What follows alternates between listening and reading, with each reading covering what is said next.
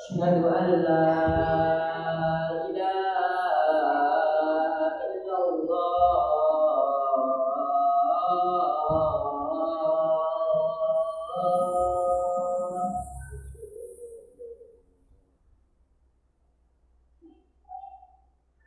أشهد أن محمدا رسول الله.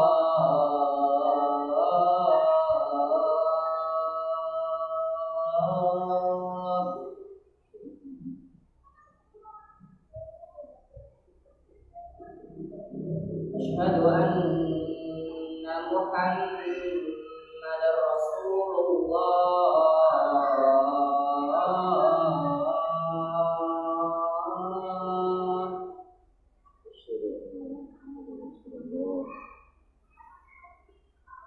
حي على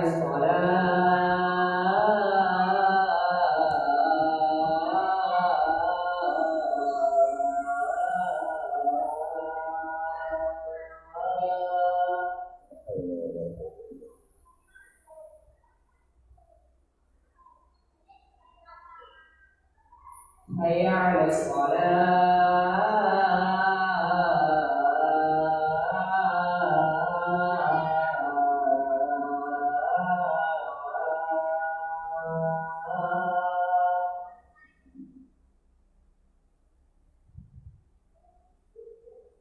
حي على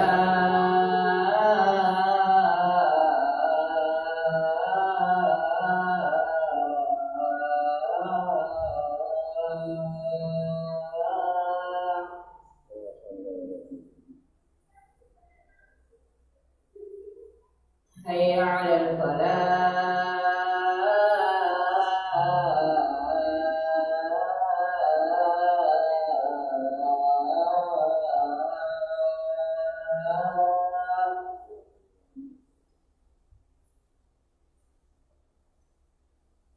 الله أكبر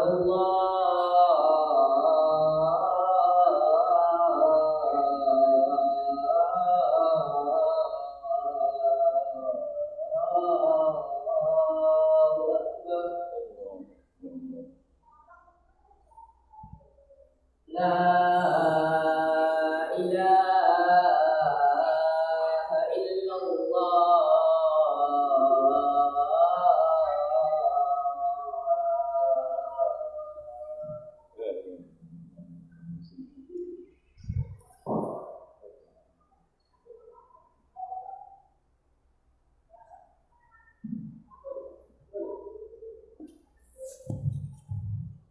إن الحمد لله نحمده ونستعينه ونستغفره ونعوذ بالله من شرور أنفسنا ومن سيئات أعمالنا من يهده الله فلا مضل له ومن يضلل له فلا هادي له أشهد أن لا إله إلا الله وأشهد أن محمدا عبده ورسوله لا نبي ولا رسول بعده.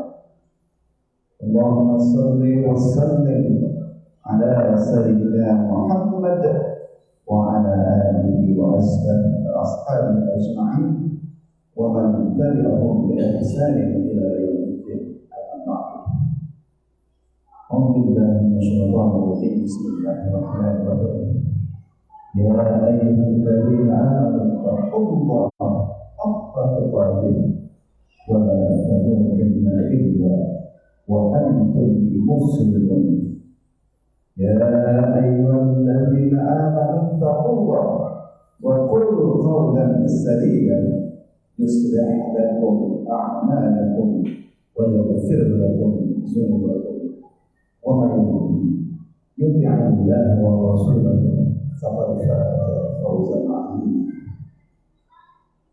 Para jemaah sidang Jumat yang dirahmati Allah, pertama-tama marilah kita memanjatkan puja dan puji syukur kita kepada Allah Subhanahu wa taala atas segala nikmat yang telah diberikan kepada kita.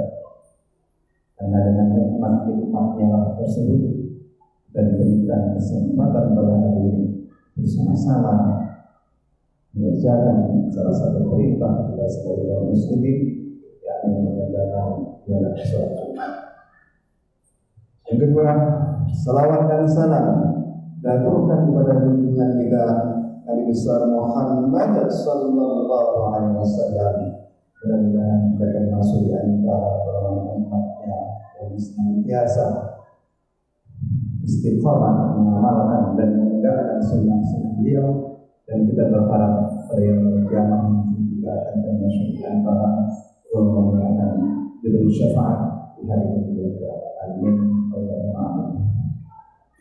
Yang ketiga, khatib mengajak kepada diri khatib sendiri dan para jamaah sekalian, marilah kita terus senantiasa meningkatkan keimanan dan ketakwaan kepada Allah Subhanahu wa taala dengan mengerjakan apa yang telah diperintahkan kepada kita Allah Subhanahu wa taala, dan sebaliknya usaha seoptimal mungkin kuat tenaga untuk menjauhi apa yang telah dilarang oleh Allah Subhanahu wa taala pada kita. Hadirin para jemaah sedang jemaah yang dirahmati oleh Allah. Hari ini di dalam kalender nasional kita adalah termasuk menjadi hari merah dalam rangka perayaan atau hari Natal nasional bagi teman-teman umat Kristiani. Di dalam Al-Quran pada surat Al-Maidah ayat 82 Allah berfirman artinya, dan pasti kamu dapati orang yang paling dekat persahabatannya dengan orang-orang Islam ialah orang-orang yang berkata, sesungguhnya kami adalah orang-orang Nasrani. Para jamaah yang dirahmati oleh Allah, dalam sejarah kita mengetahui berbagai peristiwa-peristiwa yang terkait dengan sejarah Rasulullah SAW, di mana Nabi justru diakui tanda kenabiannya pertama-tama oleh tokoh-tokoh Nasrani.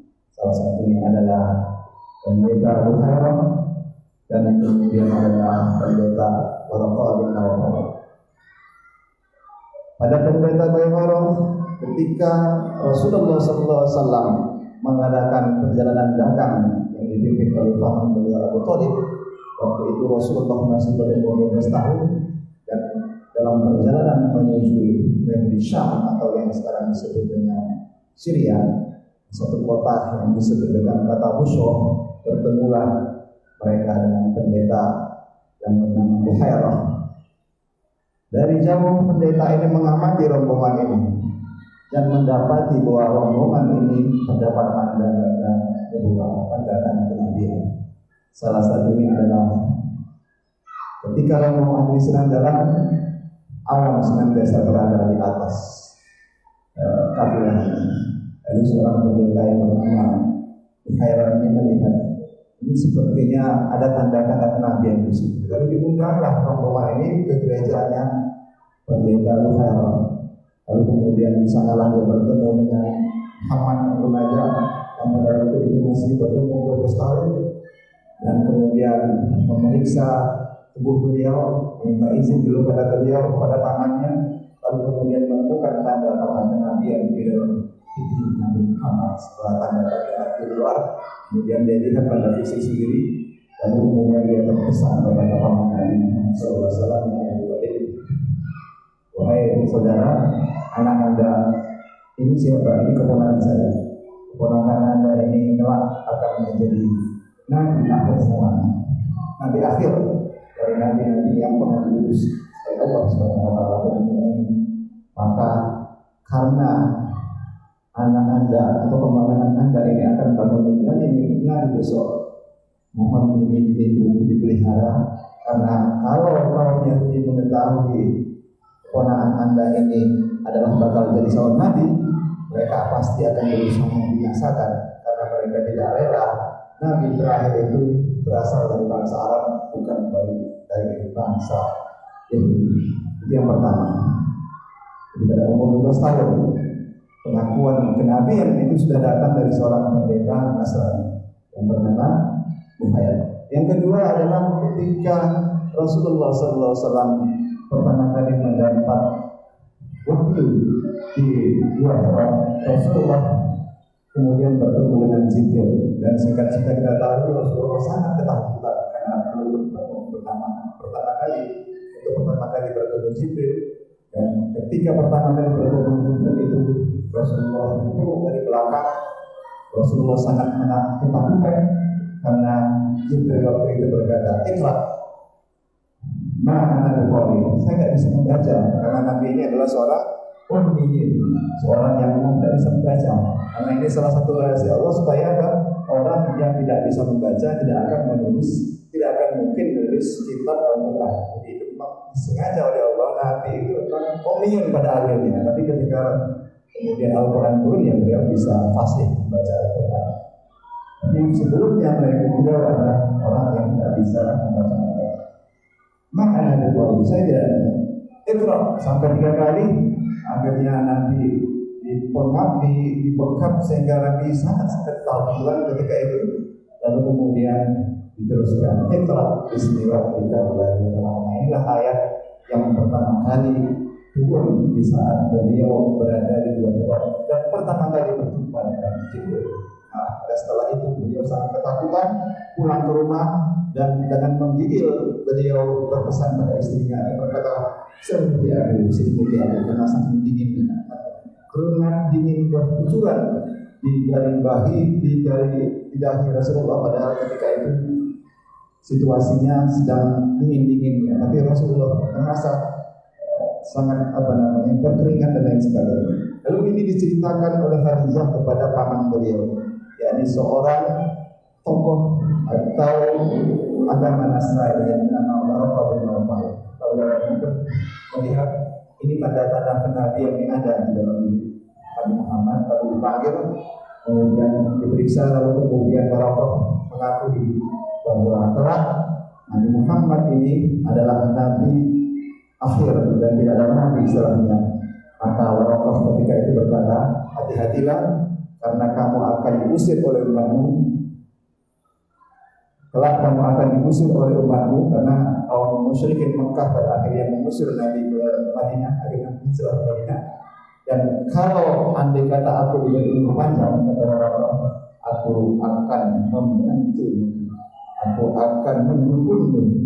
Nah inilah sebenarnya artinya apa? Dari 2 orang pendeta itu mengakui bahwa kenabian Nabi Muhammad itu telah adalah benar berdasarkan apa yang mereka baca dari kitab-kitab yang mereka terima.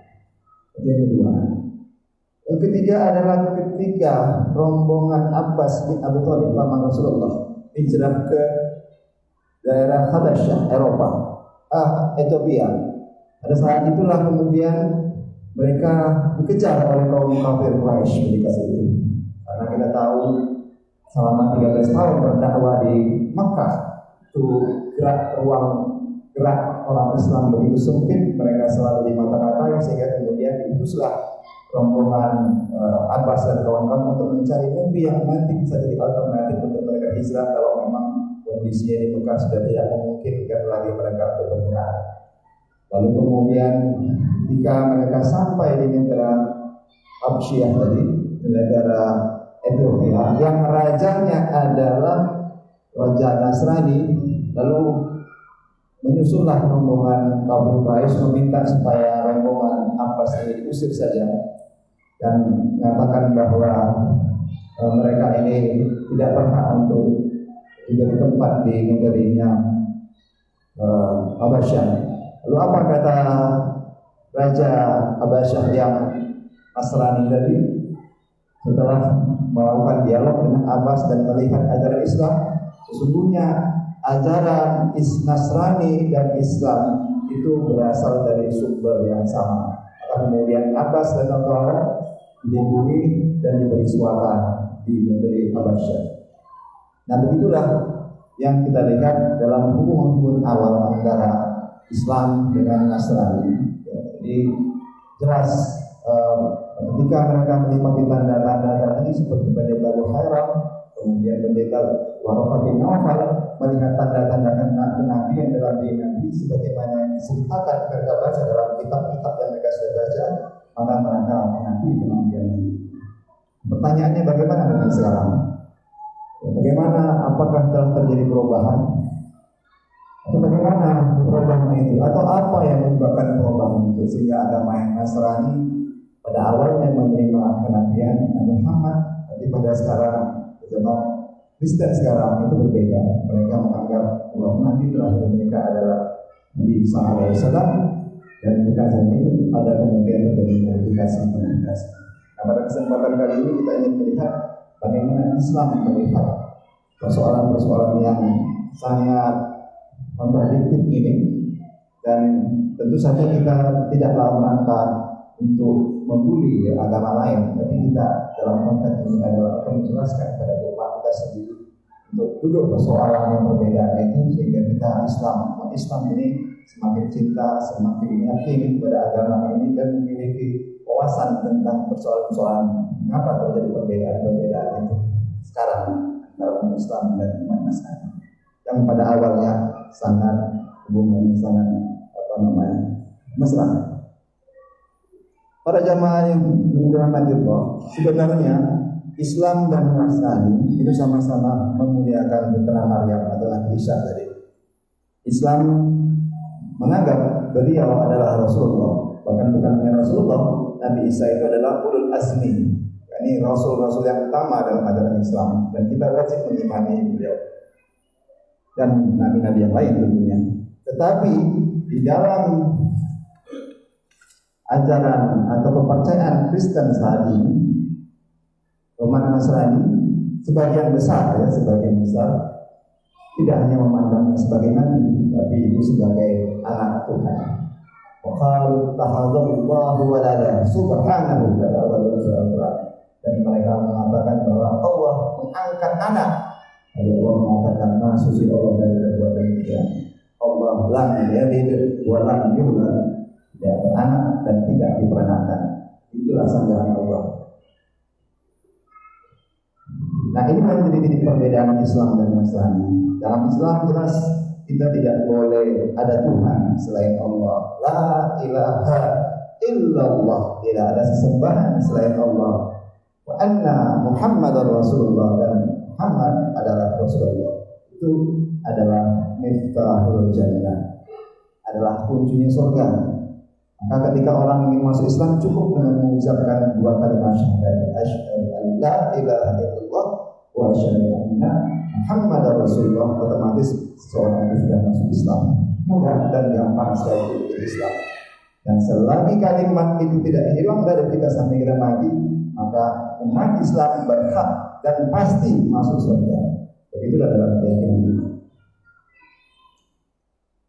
Sedangkan di kalangan kaum Nasrani berkembang ajaran Trinitas, yaitu Allah, Roh Kudus, dan Al-Masih atau Yesus atau Nabi Isa. Nah, ini yang menjadi titik perbedaan utama antara Islam dan Kristen saat ini. Para jamaah yang dirahmati Allah, Nurul Najib dalam bukunya Islam, Doktrin dan Peradaban itu mengutip satu tulisan dari sejarawan Barat yang bernama Michael Biden dalam bukunya The Holy Blood and the Holy Grail, yang menyatakan bahwa asal mula doktrin Trinitas tadi muncul pada masa Kaisar Konstantin, jadi pada masa abad keempat Kaisar Romawi. Jadi Kaisar Romawi Konstantin I ini adalah dulu sebelumnya adalah seorang pagan. Apa itu pagan? Menyembah matahari. Maka ketika dia melihat di Romawi agama Nasrani itu berkembang sedemikian cepat, maka dia sebagai penguasa merasa harus melakukan sesuatu supaya kontrolnya terhadap negara itu tidak bolong. Karena kalau raja dan rakyat berbeda agamanya, ini membahayakan. Maka kemudian dia terpaksa mengkonversi diri agamanya dengan masuk menjadi seorang Nasrani. Tapi ada yang disebut sebagai sinkretisme. Sebagai raja, dia tidak rela juga sama sekali kepercayaannya terhadap masa lalunya itu hilang. maka dia melakukan upaya sinkretisme di dalam ajarannya kaum Nasrani. Pertama pada tanggal atau pada tahun 321 Sang Konstantin tadi kemudian menjadikan atau menetapkan hari Minggu atau hari Ahad itu menjadi hari sucinya kaum Nasrani. Karena hari Minggu itu pada awalnya adalah hari suci dalam Nasrani itu adalah sama seperti kaum Yahudi, yaitu hari Sabtu. Jadi kemudian diubah menjadi hari Minggu oleh Konstantin. Kenapa? Karena Minggu itu adalah Sunday. Sun itu bermakna matahari, day itu hari. Jadi harinya matahari, harinya dewa Sang Konstantin tadi. Jadi dia melakukan sinkretisme sebenarnya dengan menjadikan hari Minggu tadi menjadi hari sucinya orang Kristen. Padahal sebenarnya dia ini melestarikan kepercayaan lamanya bahwa hari Minggu itu adalah hari dewanya matahari. Dan di Indonesia ada seorang pendeta yang bernama dulu zamannya Hindia Belanda, seorang pendeta yang bernama Portugis dan bernama San Domingos itu merubahnya menjadi hari Minggu merujuk kepada namanya. Dan Domingos akhirnya jadi Minggu, ya. Yang kalau diterjemahkan di dalam bahasa Latin itu berasal dari kata Dies Dominus atau hari Tuhan kita. Jadi hari Minggu itu memiliki secara teologis. Kalau kita Islam yang jelas Minggu itu Ahad, kemudiannya Ahad 1, Selasa itu dengan berbahasa Arab juga, Rabu itu Rabi 3 hari Rabu, Kamis hari Kamis 4 kan, Kamis 5, kemudian Sabat Sabtu itu berasal dari kata Sab'ah, terus Sabatun 7. Jadi semua hari itu semula berasal dari istilah Arab yang ada. Tapi kemudian hari Minggu di Indonesia sudah berubah menjadi hari Ahad, sudah berubah menjadi hari Minggu. Jadi ada sejarah teologis dan politisnya di sini. Nah, kalau kita ingin supaya lepas dari itu, tentu kita akan menyebutnya dengan hari Ahad. Itu tentu lebih aman. Yang kedua, pada tahun 325, lalu Kaisar Konstantin ini mengumpulkan para uskup-uskup Kristen pada waktu itu dalam pertemuan yang sangat terkenal disebut dengan Konsili Nikesia, yakni pada tahun 325. Nah, pada pertemuan itulah kemudian disepakati Al-Masih atau Yesus atau Isa jadi diangkat dan ditetapkan dengan melalui pemungutan suara sebagai Tuhan. Jadi pada abad keempat itu, sebelum abad keempat, Yesus Al-Masih Nabi Isa itu adalah seorang rasul. Tapi ketika Konstantin berkuasa pada abad keempat, maka dia kemudian melakukan pertemuan supaya dapat legitimasi, maka diundanglah seluruh uskup terkemuka pada waktu itu, lalu kemudian diputuskan untuk mengangkat dan mengenalkan Al-Masih itu sebagai Tuhan, ya, sebagai anak Tuhan. Lalu kemudian lama-lama kemudian berkembang doktrin Trinitas, ada Allah, ada Roh Kudus, ada Yesus dalam satu, ada tiga dan tiga ada satu. Dan memang susah sekali kita memahami secara akal sehat bagaimana ada dalam satu ada tiga dan sebagainya, karena itu bukan bahasan kita. Tapi ini menunjukkan bagaimana sebenarnya sejarah pengangkatan Al-Masih dari sebagai dituhankan itu justru terjadi pada masa seorang khalifah pagan pada abad keempat. Jadi pada sebelumnya ya agama-agamanya ahli kitab, agama Nasrani yang sama seperti agama Islam. Tapi perubahan itu kemudian terjadi pada saat masanya Konstantin tadi. Itu pada tahun 326, setahun kemudian setelah pertemuan itu, kemudian dihancurkanlah karya-karya yang menentang pengangkatan Al-Masih itu sebagai kan, karena dia kan sebagai kaisar yang melakukan politik tangan besi. Kemudian lalu Injil 331 dimulailah penulisan Injil baru. Jadi kemudian dalam kepercayaan Kristen sekarang Injil itu dibagi-bagi dan banyak macamnya, dan yang diterima oleh gereja adalah Injil Matius, Markus, Lukas, Yohanes. Ini yang disebut dengan kanon Alkitab. Ya, Injil-Injil kanon Tetapi ada Injil-Injil apokrif, yakni yang ditolak oleh Alkitab, yang ditolak oleh Kristen.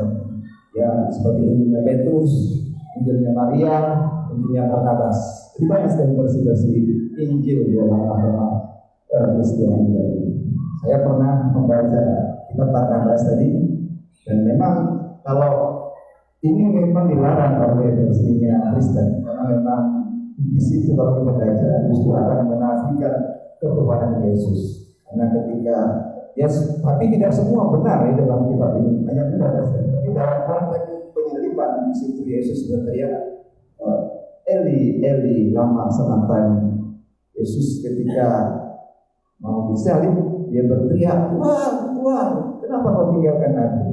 Nah ini kalau dihilangkan dalam versi Injil sebelumnya, karena ini mempertanyakan kebenaran Yesus. Masa Tuhan berteriak ketika dia akan disalib dan lain sebagainya. Tentu saya kira banyak sekali kontroversi itu, dan kita tidak ingin membahas itu. Kita ingin bagaimana Al-Quran melihatnya. Para jamaah yang dirahmati Allah, berbeda dengan Islam, di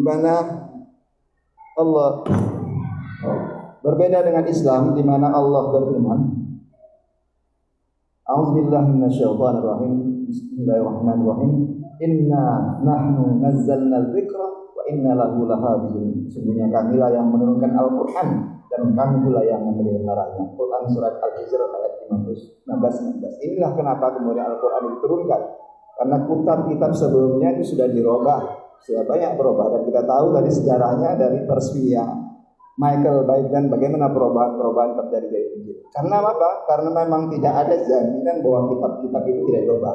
Tapi Al-Quran sudah dijamin oleh Allah ila yaumil qiyamah, sampai hari akhir tidak akan berubah. Karena kami yang menurunkan Al-Quran dan kami pula yang akan memeliharanya. Sekarang berapa juta hafiz-hafiz di sini yang hafal Al-Quran? Luar biasa.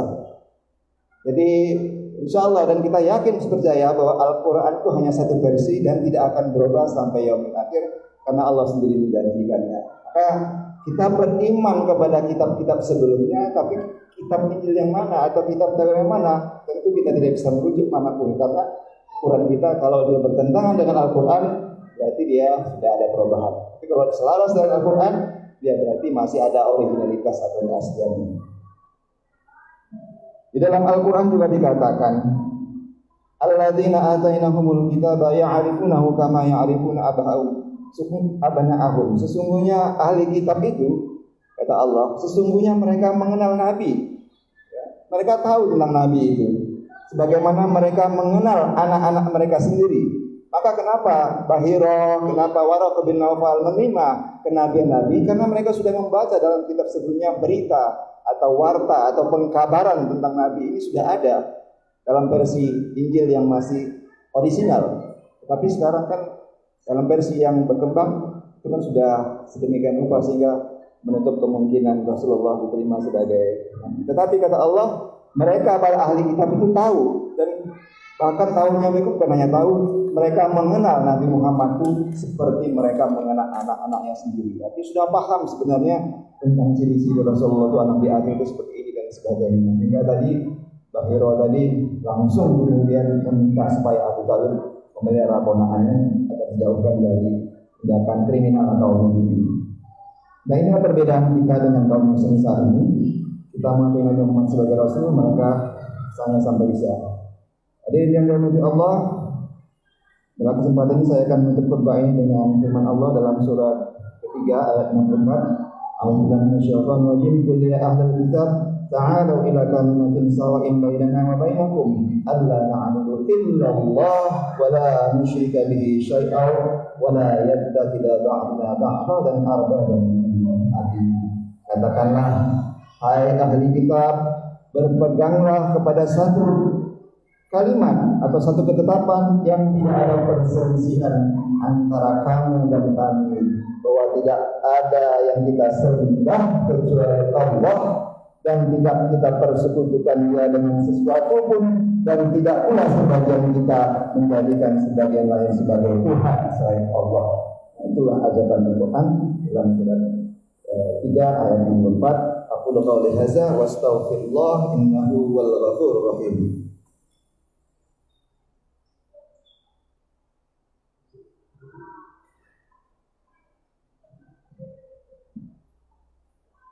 Alhamdulillahilladzi arsala rasulahu bil huda wa dinil haqq yudhhirahu 'ala dini kullihi wa law kariha al-musyrikeen. Asyhadu an la ilaha illallah wa asyhadu anna Muhammadan abduhu wa rasuluh. Qala Allahu ta'ala ya ayyuhalladzina amanu taqullaha haqqa tuqatih wa la tamutunna illa wa antum muslimun. Allahumma shalli 'ala sayyidina Muhammad wa 'ala alihi wa sahbihi ajma'in. Hadirin yang dirahmati Allah, Allah berfirman, "Inna dina 'indallahi Islam." Sesungguhnya agama yang benar di sisi Allah adalah Islam. Dalam Islam adalah kitab yang dipelihara oleh Allah Subhanahu wa taala hingga yaumul akhir nanti. Dan kita wajib meyakini karena Allah Subhanahu wa taala Rabbul Alamin, pencipta alam semesta ini telah mengatakan demikian, "Inna nahnu nazzalna dzikra wa inna lahu lahafizun." Maka ada beberapa hal yang harus kita perhatikan. Pertama adalah hendaklah kita pelihara agama kita ini agar jangan sampai berubah hingga akhir hayat kita. Allah berfirman dalam Quran surat Al-Imran ayat 102, "Wala tamutunna illa wa antum muslimun." Janganlah kamu mati kecuali dalam keadaan beriman, dalam keadaan Islam. Jadi mari kita terus berdoa, mudah-mudahan kita Islam ini kalimat thayyibah la ilaha illallah Muhammadar Rasulullah tidak berpisah dari kita hingga akhir hayat kita. Karena kenapa? Kalau ini sempat hilang dari kita, maka Allah berfirman, "Wa may yartad minkum an dinihi fayamut wa huwa kafirun fa ulaika habitat a'maluhum fid dunya wal akhirah wa ulaika ashabun nar hum fiha khalidun." Artinya, barang siapa di antara kalian yang murtad dari agama Islam ini lalu dia mati dalam kekafiran, maka mereka itu sia-sia amalnya, hilang segala amal kita, sholat kita, zakat kita, hilang semua, tidak dianggap lagi. Maka sia-sia amalnya baik di dunia dan akhirat, dan mereka itu adalah penghuni neraka dan mereka kekal di dalam Allah dan semua.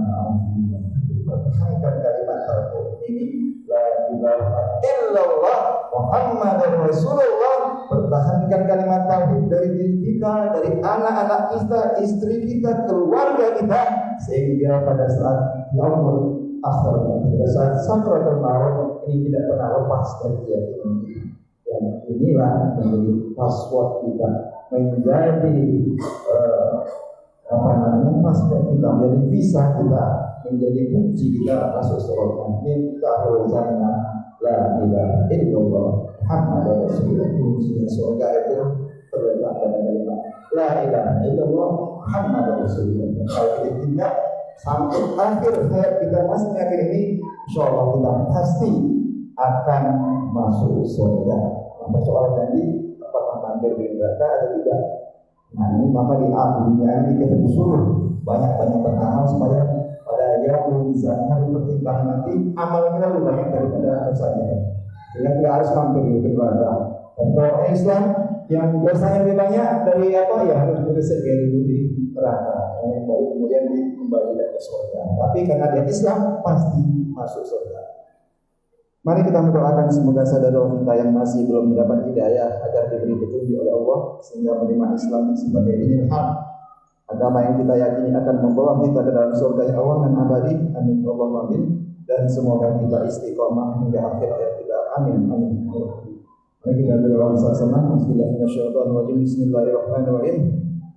Allahumma lil mu'minina wal mu'minat wal muslimina wal muslimat الأحياء منهم والأموات. اللهم أعز الإسلام والمسلمين وأذل الشرك والمشركين وانصر عبادك الموحدين وانصر من نصر الدين واخذل من دخل المسلمين ودمر أعداءك أعداء الدين وأعلي كلماتك إلى يوم الدين. اللهم ادفع عنا البلاء والوباء والزلازل والمحن وسوء الفتنة والمحال ما ظهر منها وما بطن أمرنا إندونيسيا خاصة وسائر البلدان عامة المسلمين عامة يا رب العالمين. ربنا آتنا في الدنيا حسنة وفي الآخرة حسنة وقنا عذاب النار. سبحان ربك رب العزة عما يصفون وسلام على المرسلين الحمد لله رب العالمين. السلام.